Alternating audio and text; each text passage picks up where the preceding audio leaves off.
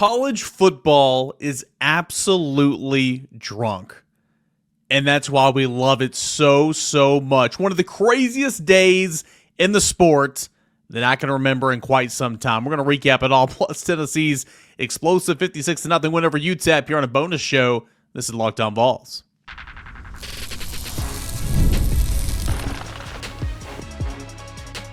You are Locked On Vols, your daily podcast on the Tennessee Volunteers. Part of the Locked On Podcast Network, your team every day. Hey everybody, welcome into a little bonus content here of Locked On Vols. Late on a Saturday night, early on a Sunday morning, whenever you guys are listening to this show. We are free and available wherever you get your podcast. Can't thank you enough for being here, you everydayers.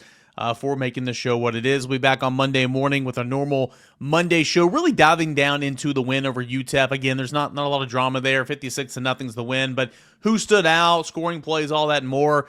Grades, our normal Monday show coming up. But I just wanted to give some instant thoughts. And I'm recording this after the night slate of games on Saturday night. This is actually, I said late on a Saturday night. That's false. I'm actually recording this in real time just after midnight, so it'll be Sunday before anybody hears or watches this. I mean, just what a day in college football. And, here in the first segment, I'm just going to talk about, how nutty Saturday was and how much it benefited Tennessee before we look into a little bit of Tennessee versus UTEP. Tennessee did exactly what it was supposed to do. Boy, it was ugly at first. First quarter was disgusting, but Tennessee came on and finished strong 56-0. But, nothing that Tennessee did on Saturday, should impress the committee, but it's what everybody else did that helps Tennessee out. First and foremost, during the early slate of games, I mean, if you went to that game at Neyland Stadium and you left Neyland Stadium, 4:30, 5 o'clock, whatever time it was, you left the stadium saying, oh man, I feel great about Tennessee's chances to make the college football playoffs. Number one, because Tennessee handled business, and as long as you handle business against a team that is no pushover this year in Vanderbilt, but a team that you historically dominate in the series of records, then you should be going to the playoffs because in the early slate of games, Florida knocked off Ole Miss. And we talked about it all last week. We thought that could be one of those games with that team playing inspired football under Billy Napier. Give Billy Napier credit, man. I thought after losing to A&M, I thought he was fired. There was talks, people in the media circles, that Florida might go ahead and pull, make that move then. They didn't. They stuck with them. They gave him the vote of confidence saying, hey, you're going to be retained. DJ Lagway is going to be a problem, and he never lost that locker room, playing with a backup quarterback and a true freshman, at times a third-string quarterback and a backup running back and all that and more. But, knocked off Ole Miss at home. And that win for the Gators in itself could have been the win that put Tennessee in the college football playoffs, right? Like, Tennessee entered the playoffs last week, ranked number 11, but is the first team out because of those, automatic bids for those conference champions. Tennessee didn't need a laundry list of things to go their way over the last 2 weeks of the regular season. Maybe just one thing, and potentially that could have been it, because Ole Miss losing, Florida beating Ole Miss now has 3 losses. You're out of the picture. You are out of the picture. So that logjam of potential 10-2 teams at the end of the season shrunk by one team at that current standing, right? It was Tennessee, Alabama, and Georgia. No more Ole Miss, okay? I'll get to Alabama here in a moment. Also, you're watching Indiana take on Ohio State on the road, and you guys know my thoughts on Indiana. Indiana might be a fine team, but Indiana ain't played nobody, Paul. Ain't played nobody with a pulse. And on Saturday, I wrote this, and I felt a little bit bad because it's not my style, but I pretty much wrote a hit piece on Indiana. Anybody with a functioning brain knew what was going to happen, and we saw it play out. 23-point loss to a team with a pulse. That's what happens when you actually play somebody, Indiana. Indiana, you might be a fine team, but the 108th best strength of schedule, undefeated, 10-0, it's not real. And the spin city coming out of that game from some members in the national media that are very much anti-SEC. Hilarious. Saw one national reporter, say, well, you got to take into account that 14 of those points for Ohio State, came off special teams from Indiana. Well, last time I checked, special teams is a part of football, okay? Sure, Indiana's punter dropped a punt and set up 1st and goal from the 5 for Ohio State. Ohio State cashed in. That was a touchdown. Ohio State ran a touchdown, ran a punt return for a touchdown. Like, those are a part. I mean, that's a part of the game. So the spins coming out of that game for the anti-SEC national media personnel, truly hilarious and also truly embarrassing. I mean, you guys know me. I try to pride myself on being unbiased as possible. A lot of you guys don't like that about me, but that's just who I am. That's who I've always been. I think it's truly embarrassing when media members, specifically of national media, they're biased, just they can't hide it. Nonetheless, Indiana gets pummeled by 23 points, and that's what we thought was going to happen. So those two losses were huge. Tennessee won, and so you left Neyland Stadium feeling really good about yourself, okay? Then you had the night slate of games. Sure, we were watching Notre Dame and Army, and of course Notre Dame ran away with that. We were watching the ending of Penn State and Minnesota, and Penn State kept throwing it to its own tight end, and it was fine. We were watching a little bit of Texas and Kentucky, okay? But we were, kind of focusing on, all right, Alabama, Oklahoma. I was going home, and I was talking with my dad. My dad is from Oklahoma, born in Oklahoma, and I mean, he's lived in Tennessee pretty much his entire life, but he has a soft spot in his heart for the Sooners. And he said, man, I love an early Christmas present. This is more or less just about hating Alabama.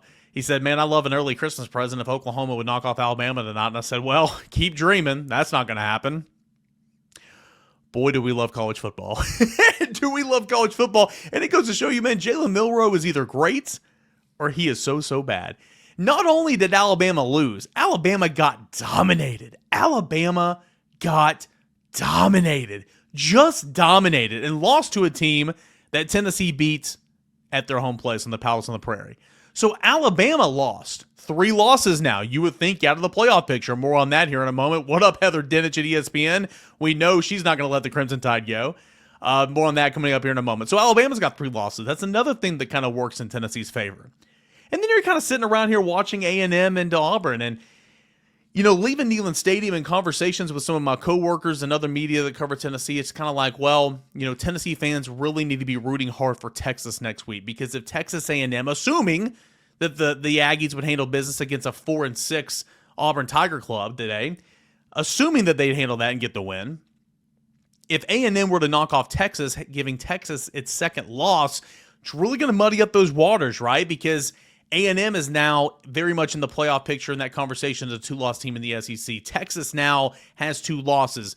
How far are you going to slide Texas, who is currently ranked number 3, seeded number 2 down after 1 loss here at the end of the season? You're not going to slip them all the way out, right? I mean, they'd fall, but they wouldn't fall that much. And then Texas A&M, if you want to get nitty and gritty and you want to compare resumes, this is for the SEC championship conversation, not necessarily college football playoff conversation, but Texas A&M's record in that scenario would have been better with Tennessee, because though 10-2 common opponents, A&M beat Arkansas, Tennessee lost to Arkansas. So if we're talking about trying to get to Atlanta, A&M would own that tiebreaker. So leaving Neyland Stadium, you're like, man, you really need Texas next week to win. You really need Texas next week to win. And then lo and behold, 4 overtimes. Lo and behold, Hugh Freeze tried to screw it up 3 or 4 times. Lo and behold, Texas A&M could have tied it and extended it to a 5th overtime. A beautiful play call there, and they dropped it. And Auburn storms the field, the 3rd field storming of the day, mind you. And Auburn holds on to win its 5th game of the season. The Auburn Tigers, if they win in the Iron Bowl next week, which anything's possible, they'd be bowl eligible. So A&M has now lost, and that is the 3rd loss for A&M on the season. Only the 2nd loss in SEC play, though. So what a day for Tennessee, because not only did you just need a little bit of help, you got loads and loads of help. You got so much help that all you have to do, Tennessee, all you have to do is win at Vanderbilt.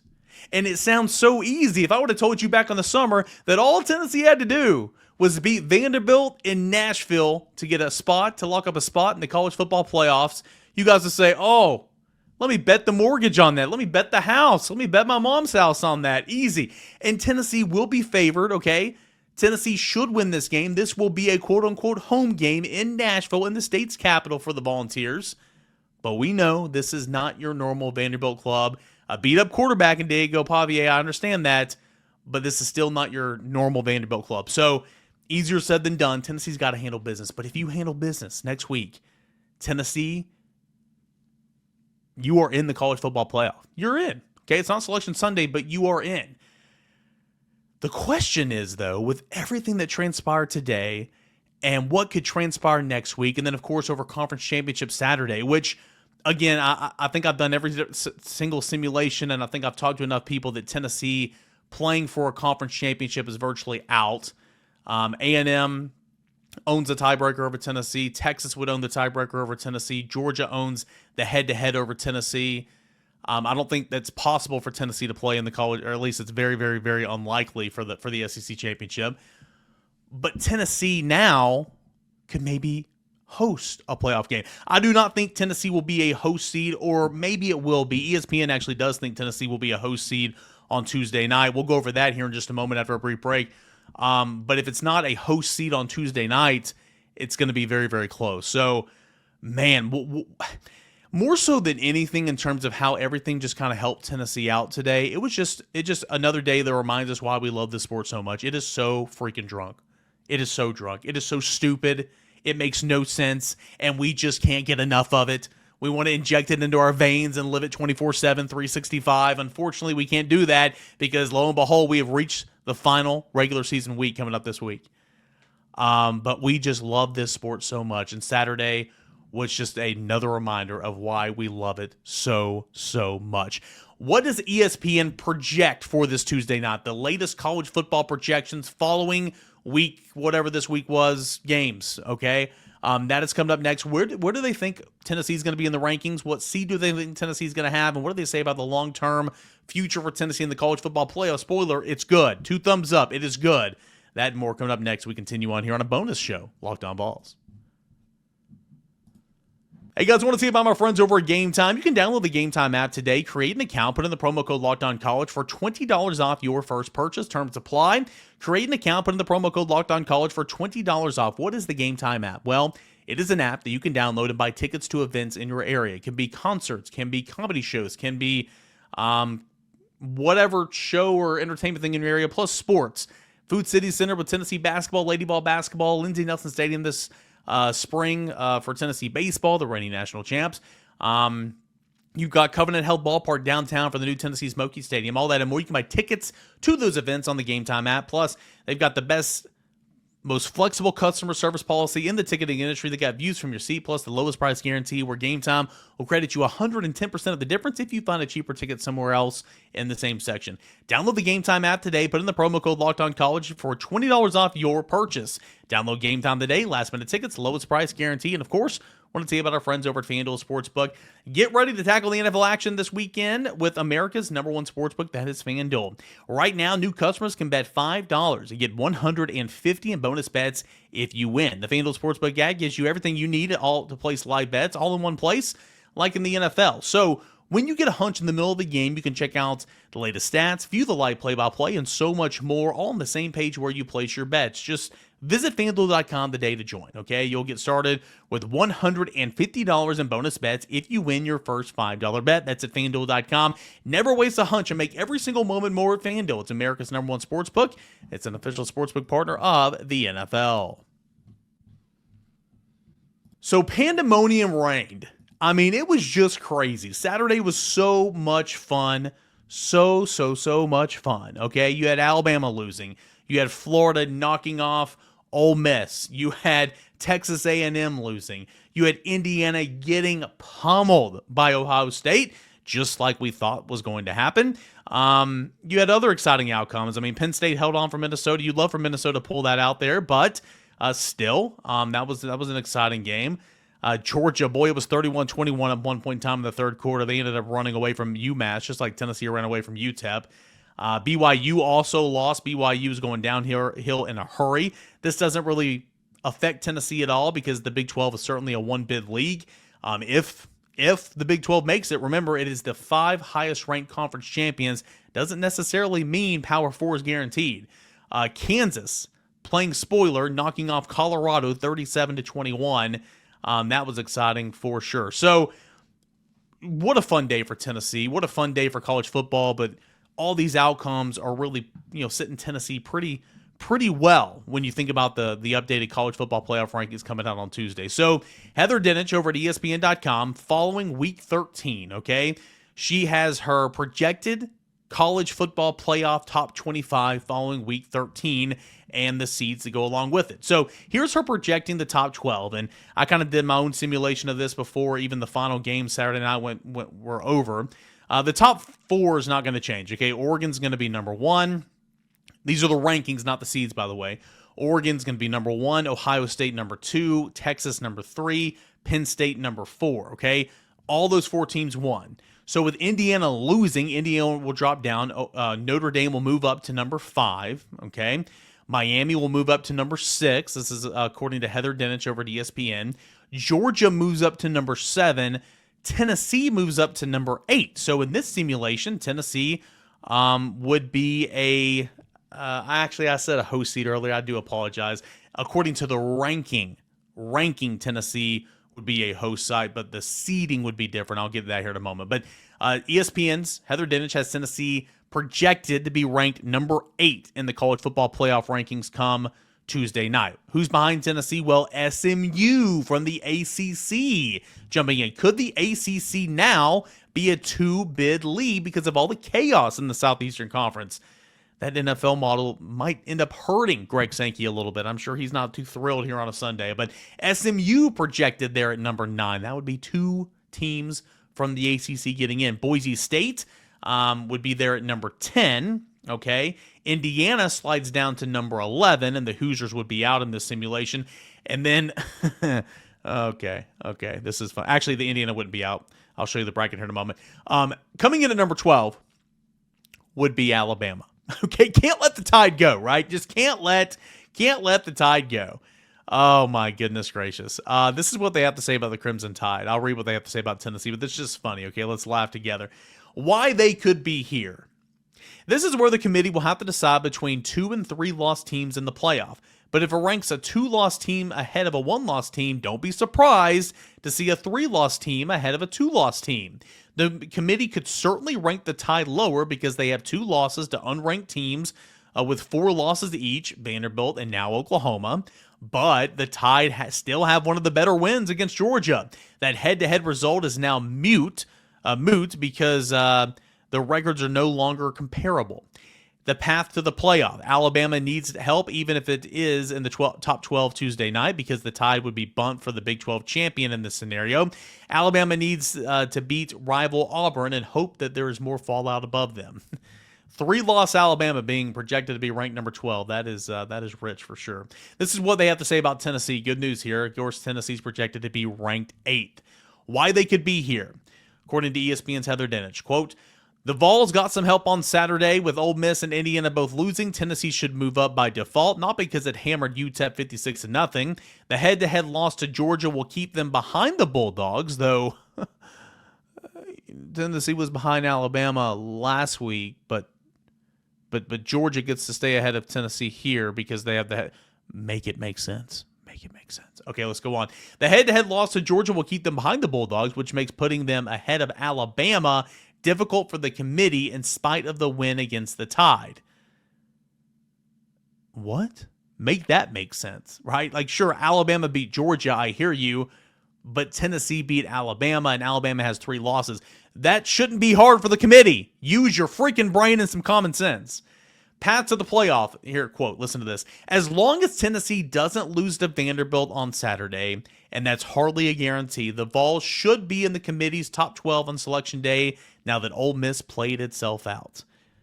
It should be, and Alabama should have played itself out as well. So, good stuff there on Tennessee. Last thing we'll hit right here is the bracket, the projected brackets from ESPN's how this would work out according to these rankings we just heard. So, again, remember, you got to make room. The top 4 seeds get automatic buys, and those are the top 4 projected conference champions, okay? And don't forget, it's the top 5 conference champions that get automatic bids. It doesn't have to be from the Power 4. But first-round buys will be number 1, Oregon, number 2, Texas. Remember, Ohio State, being from the Big Ten, could only be as high as 5th if Oregon is the projected winner. Texas, number 2 seed, Miami, the projected ACC champions, number 3 seed, and Boise State, who is projected, I didn't even look back there, but it's way on down there.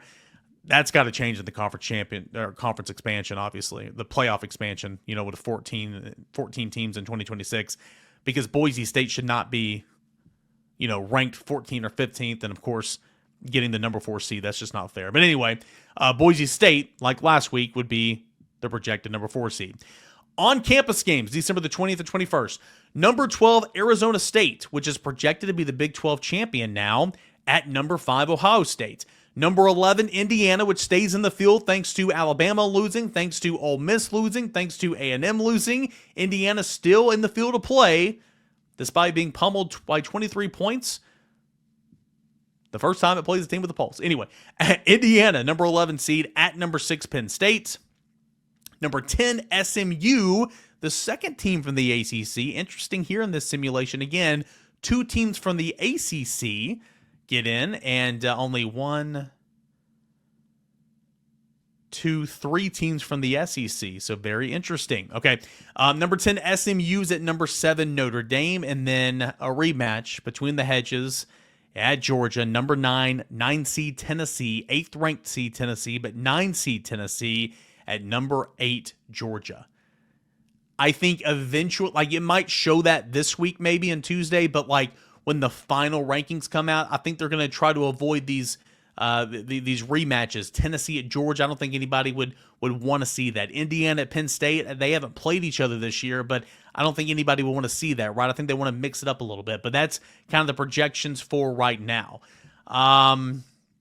Under this simulation, the winner of number 9, Tennessee, at number 8, Georgia, would move on to play the winner of number 1, Oregon. So, tough sledding there for sure. So, anyway, the rest of the top 25 in terms of the rankings, according to this from ESPN, Ole Miss at number 13, South Carolina at 14, Texas A&M at 15, Clemson at 16, Arizona State at 17, BYU at 18, Tulane at 19, Colorado at 20. So the the Big 12 champion, Arizona State, is projected there as the number 12 seed, but they're ranked number 17. Somebody make it make sense.